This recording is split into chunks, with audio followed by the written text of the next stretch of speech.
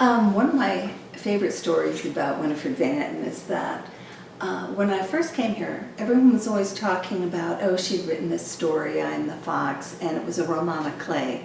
And individuals in the town were very upset because she created characters that were dead ringers for people in town. And so I always thought I would be interested in reading it, but I never got around to it. And then at one point, I can't remember how this happened, but someone mentioned that she was a Depression-era feminist.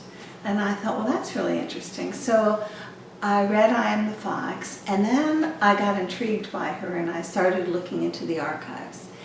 And I think it was at the University of Iowa, in their special collections, when I was reading some letters, and I found that one of the letters, I'm a Woolf scholar, Virginia Woolf scholar, so one of the letters from her editor, Edward Weeks, says, well, I know that you were trying to, you had in mind Virginia Woolf's The Waves when you were working on the interludes for your I Am the Fox, which are those italicized parts that go throughout I Am the Fox.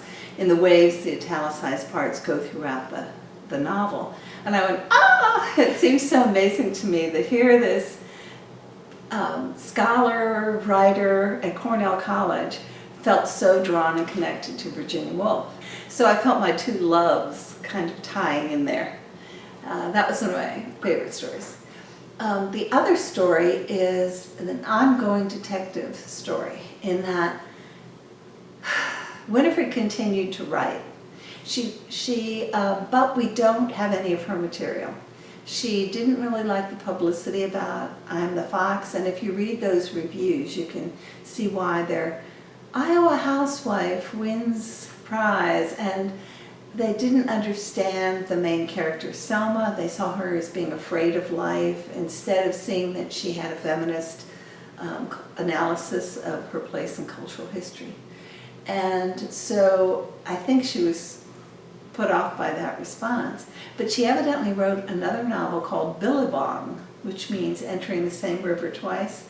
And I keep hoping that somewhere in this house, if we tap the right wood panel, we'll find the secret stash.